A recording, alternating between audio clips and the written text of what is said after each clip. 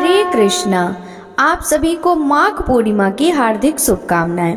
पूर्णिमा का पावन दिन भगवान श्री सत्यनारायण की कथा श्रवण के लिए अत्यंत उपयुक्त और फलदायी है।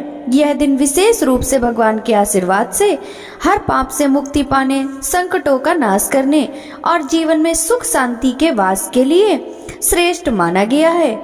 जो भक्त इस दिन श्रद्धा और भक्ति से श्री सत्यनारायण भगवान की कथा सुनते हैं, वह न केवल अपने वर्तमान जीवन के दुखों से मुक्ति पाते हैं, बल्कि उनके जन्म जन्मांतर के पाप भी नष्ट हो जाते हैं। इस पावन दिन पर भगवान की कृपा से परिवार में दरिद्रता, क्लेश और विघ्न दूर होते हैं। सुख समृद्धि का वास घर में होता है और पूर्णिमा के दिन श्री सत्यनारायण भगवान की पूजा और कथा का आयोजन करने से व्यक्ति का हर कार्य भी सफल होता है।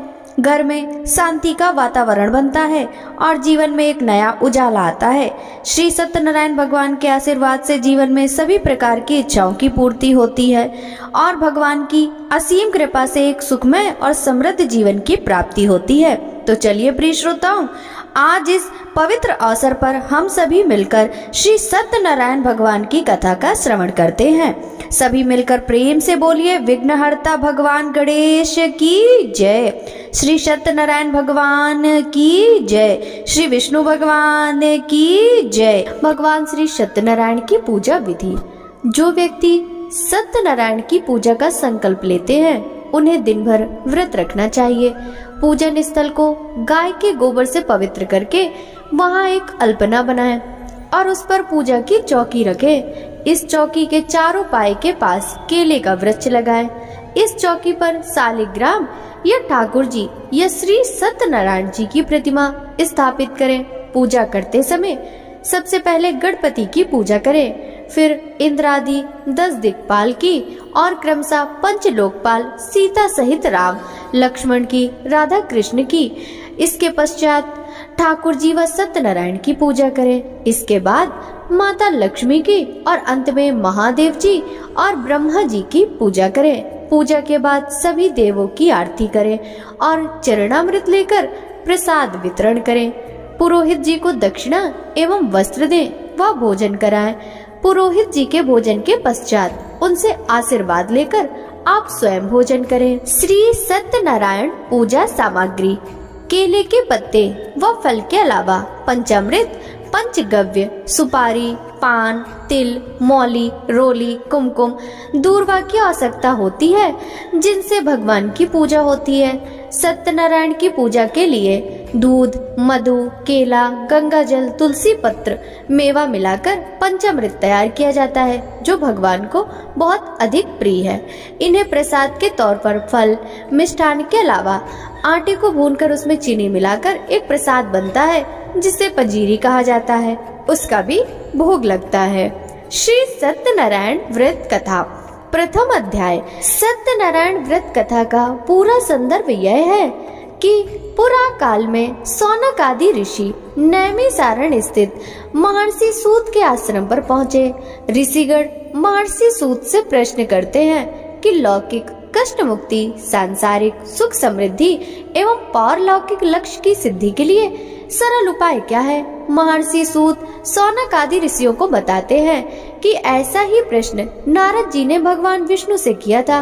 भगवान विष्णु ने नारद जी को बताया, लौकिक क्लेश मुक्ति, सांसारिक सुख समृद्धि एवं पारलौकिक लक्ष्य सिद्धि के लिए एक ही राजमार्ग है, वह है सत्यनारायण व्रत। सत्यनारायण का अर्थ है सत्य आचरण, सत्याग्रह, सत्यनिष्ठा। संसार में सुख समृद्धि की प्राप्ति सत्य आचरण द्वारा ही संभव है। सत्य ही ईश्वर है। सत्य आचरण का अर्थ है ईश्वर की आराधना यानी भगवत पूजा। कथा का प्रारंभ सूत जी द्वारा कथा सुनाने से होता है। नारद जी भगवान श्री विष्णु के पास जाकर उनकी स्तुति करते हैं। स्तुति सुनने के अनंतर भगवान श्री विष्णु जी ने नारद जी से कहा, महाभाग, आप किस प्रयोजन से यहाँ आए हैं? आपके मन में क्या है, कहिए, वह सब कुछ मैं आपको बताऊंगा। नारद जी बोले, भगवान, मृत्यु लोक में अपने पाप कर्मों के द्वारा विभिन्न योनियों में उत्पन्न सभी लोग बहुत प्रकार के क्लेशों से दुखी हो रहे हैं। हे नाथ, किस लघु उपाय से उनके कष्टों का निवारण हो सकेगा? यदि आपके मेरे ऊपर कृपा हो तो वह सब मैं सुनना चाहता हूँ, उसे बताएं। श्री भगवान ने कहा, हे वत्स, संसार के ऊपर अनुग्रह करने की इच्छा से आपने बहुत अच्छी बात पूछी है। जिस व्रत के करने से प्राणी मोह से मुक्त हो जाता है उसे आपको बताता हूँ, सुनो। हे वत्स, स्वर्ग और मृत्यु लोक में दुर्लभ भगवान सत्यनारायण का एक महान पुण्यप्रद व्रत है। आपके स्नेह के कारण इस समय मैं उसे कह रहा हूँ। अच्छी प्रकार विधि विधान से भगवान सत्यनारायण का व्रत करके मनुष्य शीघ्र ही सुख प्राप्त कर परलोक में मोक्ष प्राप्त कर सकता है। भगवान की ऐसी वाणी सुनकर नारद मुनि ने कहा, प्रभु, इस व्रत को करने का क्या फल है? इसका विधान क्या है? इस व्रत को किसने किया और इसे कब करना चाहिए? यह सब विस्तार पूर्वक बतलाइए। श्री भगवान ने कहा, यह सत्यनारायण व्रत दुख शोक आदि का समन करने वाला, धन धान्य की वृद्धि करने वाला, सौभाग्य और संतान देने वाला तथा सर्वत्र विजय प्रदान करने वाला है।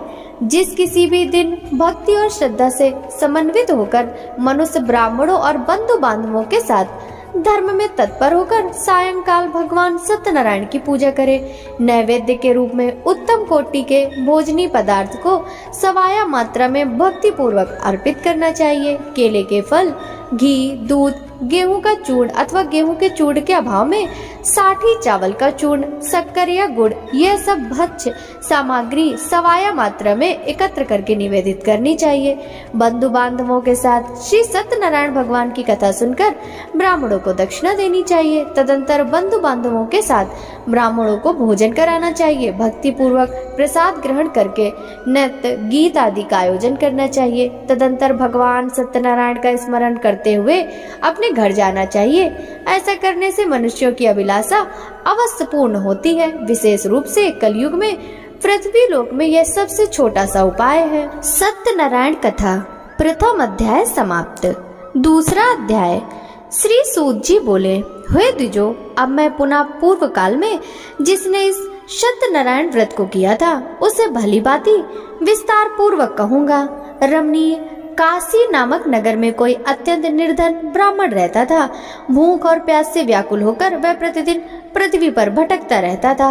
ब्राह्मण प्रिय भगवान ने उस दुखी ब्राह्मण को देखकर वृद्ध ब्राह्मण का रूप धारण करके उस द्विज से आदर पूर्वक पूछा, हे विप्र, प्रतिदिन अत्यंत दुखी होकर तुम किस लिए पृथ्वी पर भ्रमण करते रहे हो? हे द्विजश्रेष्ठ, ये सब बतलाओ, मैं सुनना चाहता हूँ। ब्राह्मण बोला, प्रभु, मैं अत्यंत दरिद्र ब्राह्मण हूँ और भिक्षा के लिए ही पृथ्वी पर घूमा करता हूँ। यदि मेरी इस दरिद्रता को दूर करने का आप कोई उपाय जानते हो तो कृपा पूर्वक बतलाइए। वृद्ध ब्राह्मण बोला, हे ब्राह्मण देव, सत्यनारायण भगवान विष्णु अभीष्ट फल को देने वाले हैं। हे विप्र, तुम उनका उत्तम व्रत करो, जिसे करने से मनुष्य सभी दुखों से मुक्त हो जाता है। व्रत के विधान को भी ब्राह्मण से यत्न पूर्वक कहकर वृद्ध ब्राह्मण रूपधारी भगवान विष्णु वहीं पर अंतर्ध्यान हो गए। वृद्ध ब्राह्मण ने जैसा कहा है उस व्रत को अच्छी प्रकार से वैसे ही करूंगा। यह सोचते हुए उस ब्राह्मण को रात में नींद नहीं आई। अगले दिन प्रातः काल उठकर सत्यनारायण का व्रत करूंगा, ऐसा संकल्प करके वह ब्राह्मण भिक्षा के लिए चल पड़ा। उस दिन ब्राह्मण को भिक्षा में बहुत सा धन प्राप्त हुआ। उसी धन से उसने अपने बंधु बांधवों के साथ भगवान सत्यनारायण का व्रत किया। इस व्रत के प्रभाव से वह श्रेष्ठ ब्राह्मण सभी दुखों से मुक्त होकर समस्त संपत्तियों से संपन्न हो गया। उस दिन से लेकर प्रत्येक महीने उसने यह व्रत किया। इस प्रकार भगवान सत्यनारायण के इस व्रत को करके वह श्रेष्ठ ब्राह्मण सभी पापों से मुक्त हो गया और उसने दुर्लभ मोक्ष प्रद को प्राप्त किया। हे विप्र, पृथ्वी पर जब भी कोई मनुष्य श्री सत्यनारायण का व्रत करेगा उसी समय उसके समस्त दुख नष्ट हो जाएंगे। हे ब्राह्मणों, इस प्रकार भगवान नारायण ने महात्मा नारद जी से जो कुछ कहा मैंने वह सब आप लोगों से कह दिया। आगे अब और क्या कहूँ। हे मुने, इस पृथ्वी पर उस ब्राह्मण से सुने हुए इस व्रत को किसने किया वह हम सब सुनना चाहते हैं। उस व्रत पर हमारी श्रद्धा हो रही है। श्री सूत जी बोले, मुनियों, पृथ्वी पर जिसने यह व्रत किया उसे आप लोग सुने। एक बार वह द्विश्रेष्ठ अपनी धन संपत्ति के अनुसार बंधु बांधवों तथा परिवारजनों के साथ व्रत करने के लिए उद्यत हुआ। इसी बीच एक लकड़हारा वहां आया और लकड़ी बाहर रखकर उस ब्राह्मण के घर गया। प्यास से व्याकुल उस ब्राह्मण को व्रत करता हुआ देख प्रणाम करके उससे बोला, प्रभु आप ये क्या कर रहे हैं? इसके करने से किस फल की प्राप्ति होती है? विस्तार पूर्वक मुझसे कहिए। विप्र ने कहा, यह सत्यनारायण का व्रत है जो सभी मनोरथों को प्रदान करने वाला है। उसी के प्रभाव से मुझे यह सब महान धन दान आदि प्राप्त हुआ है। जल पीकर तथा प्रसाद ग्रहण करके वह नगर को चला गया। सत्यनारायण देव के लिए मन से ऐसा सोचने लगा कि आज लकड़ी बेचने से जो धन प्राप्त होगा उसी से भगवान सत्यनारायण का श्रेष्ठ व्रत रखूंगा।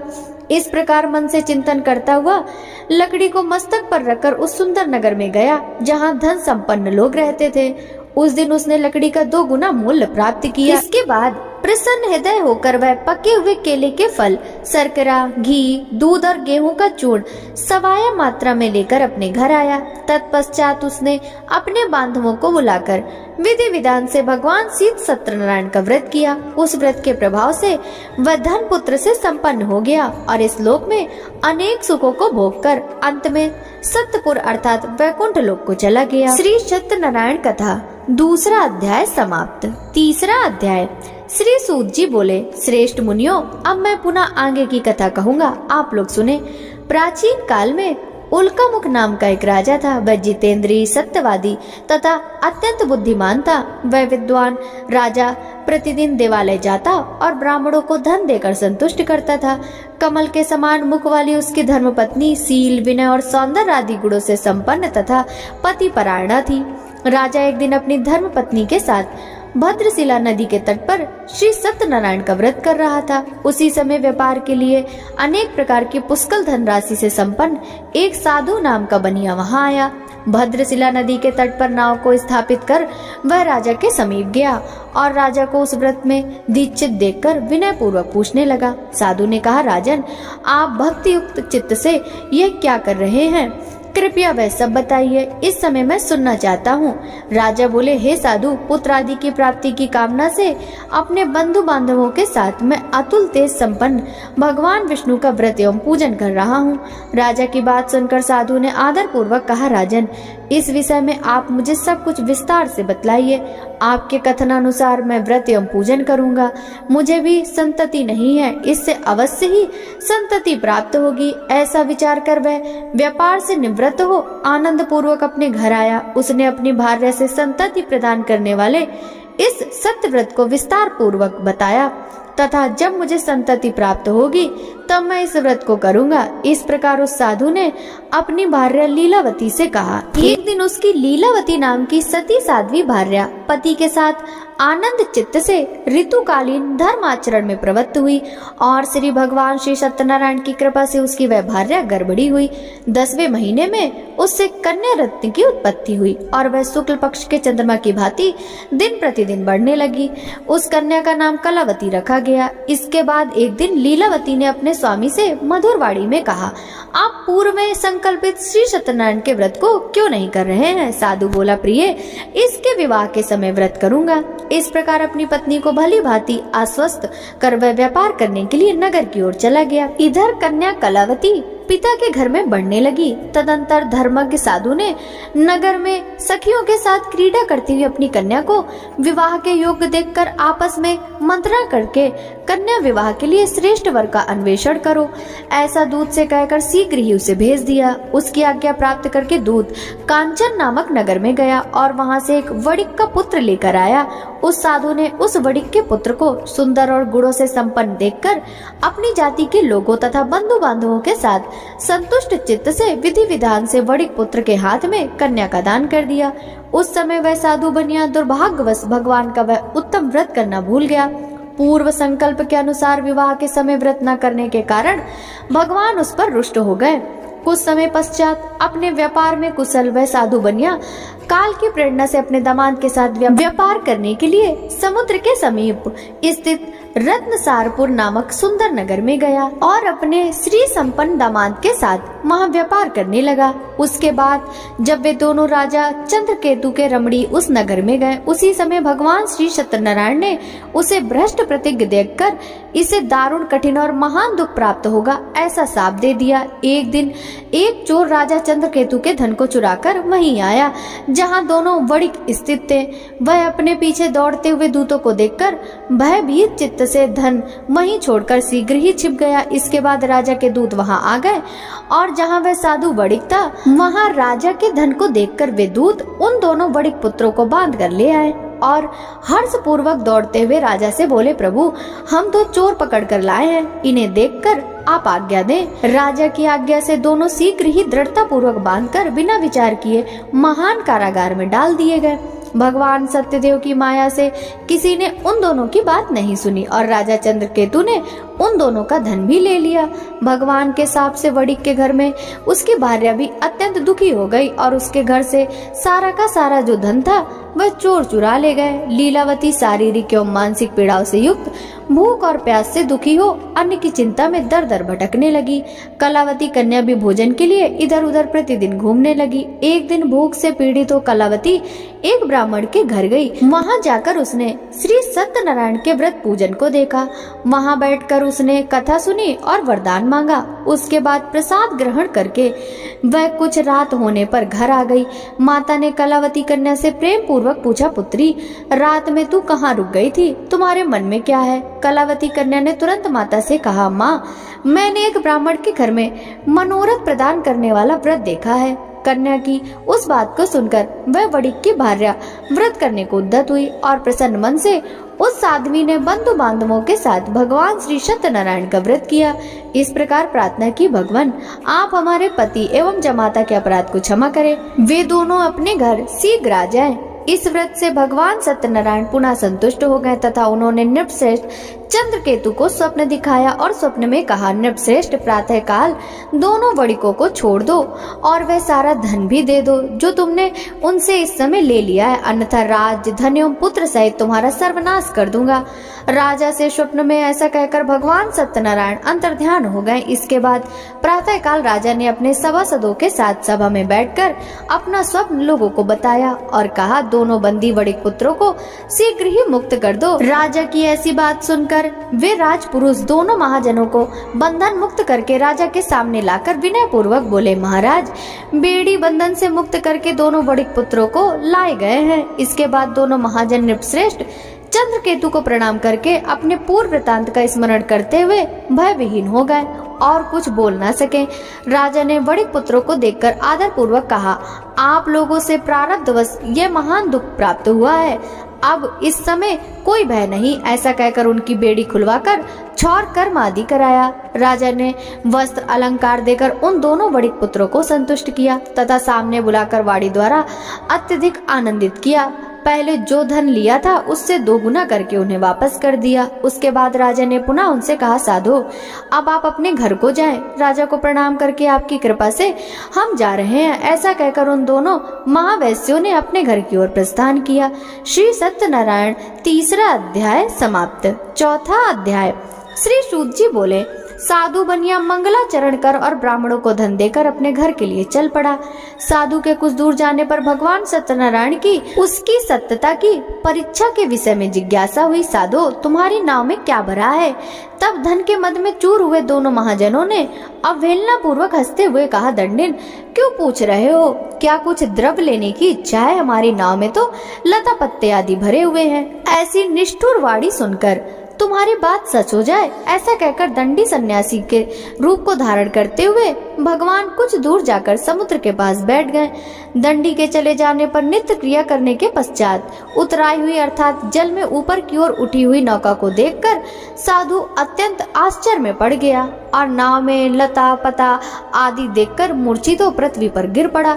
सचेत होने पर वणिक पुत्र चिंतित हो गया।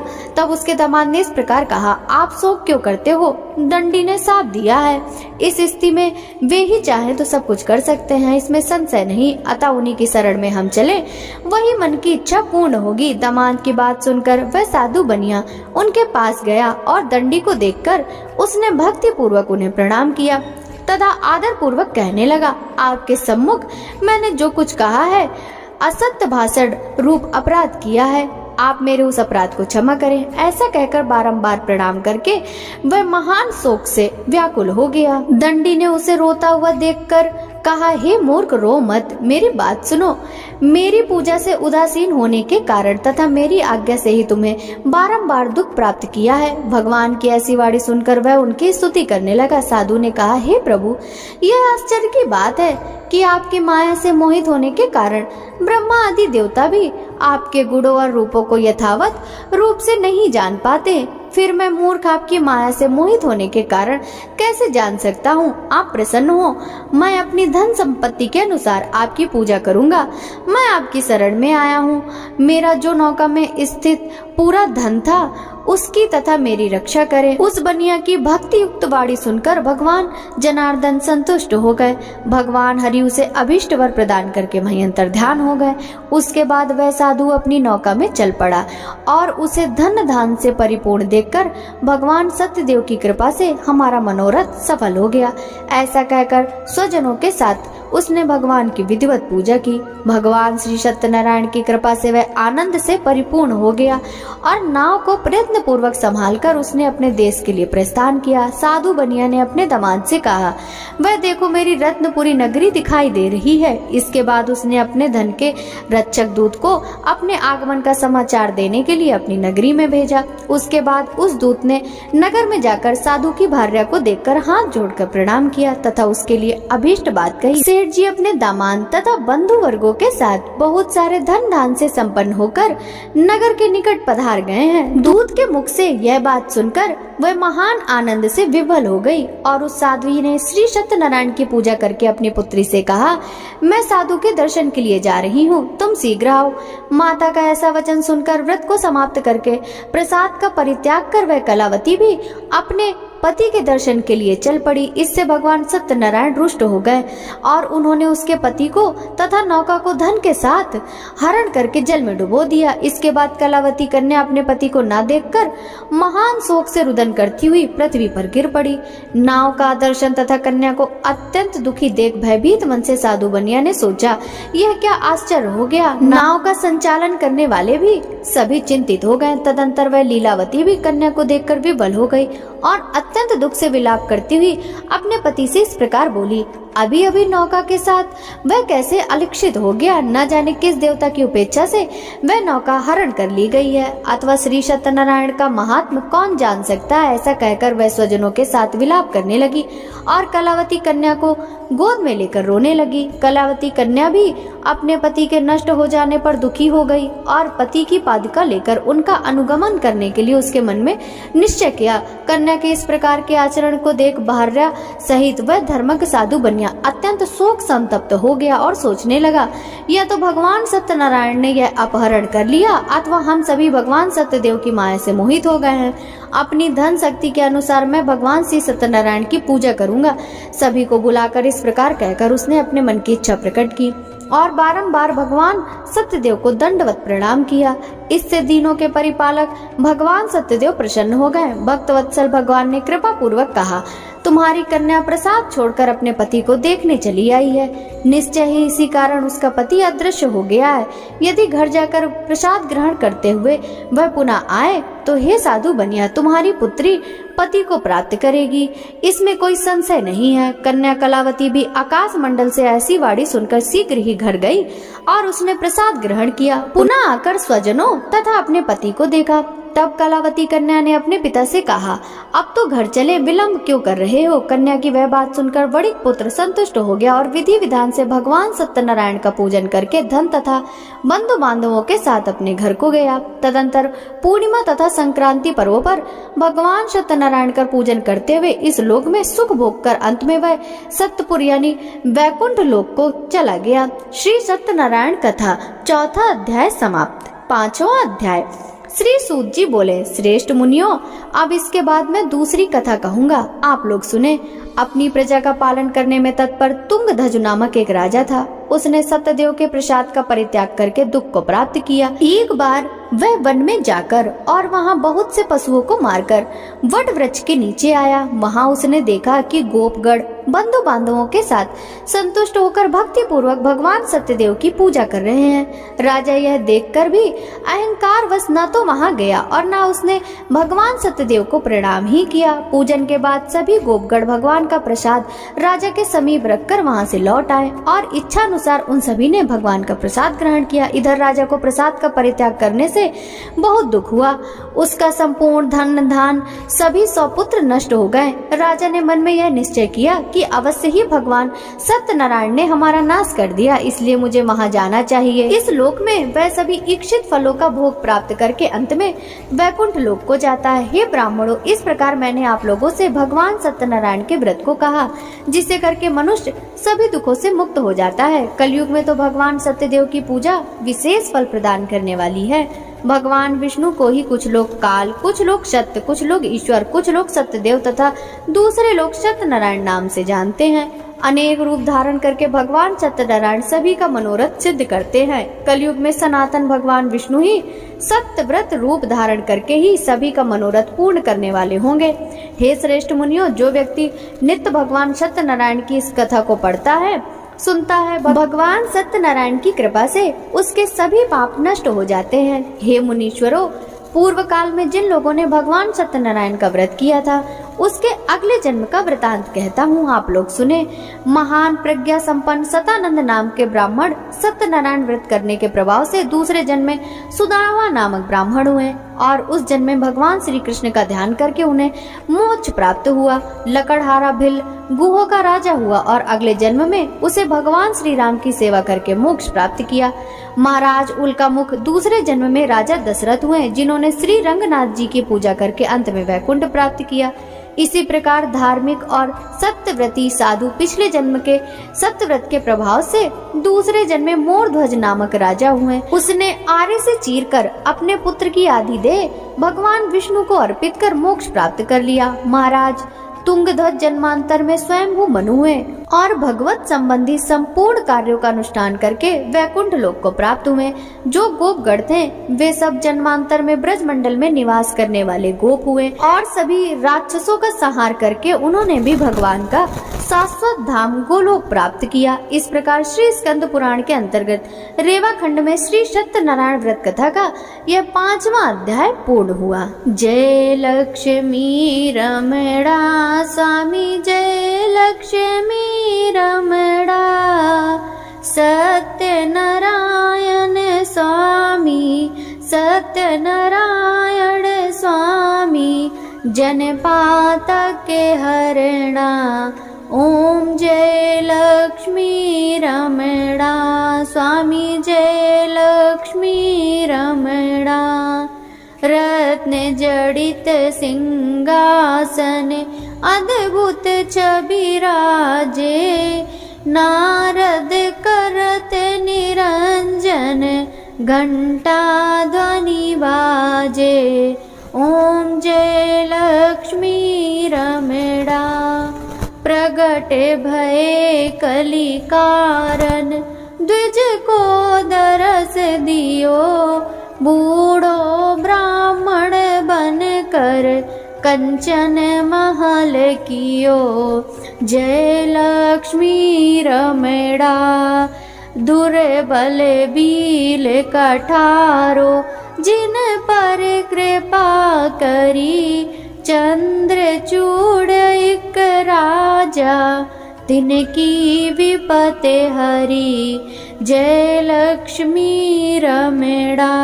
वैसे मनोरथ पायो, श्रद्धा तजे दीनी, सो फल भोग्यो प्रभु जी, फिर स्तुति कीन्ही। जय लक्ष्मी रमणा। भाव भक्ति के कारण, छिन छिन रूप धर्यो, श्रद्धा धारण कीनी, तिनको काज धर्यो। जय लक्ष्मी रमणा। ग्वाल बाल संगे राजा वन में भक्ति करी, मन वांछित फल दीन्यो दीन दयाल हरि। जय लक्ष्मी रमणा चढ़त प्रसाद सवायो, कदली फल मेवा धूप दीप तुलसी से राजी सत्य देवा। जय लक्ष्मी रमणा सत्य नारायण जी की आरती, जो कोई नर गावे ऋषि सिद्ध सुख संपत्ति सहज रूप पावे। जय लक्ष्मी रमणा स्वामी जय लक्ष्मी रमणा सत्य नारायण स्वामी जनपात के हरणा। जय लक्ष्मी रमणा। प्रेम से बोलिए विष्णु भगवान की जय, श्री सत्यनारायण भगवान की जय, माता लक्ष्मी की जय।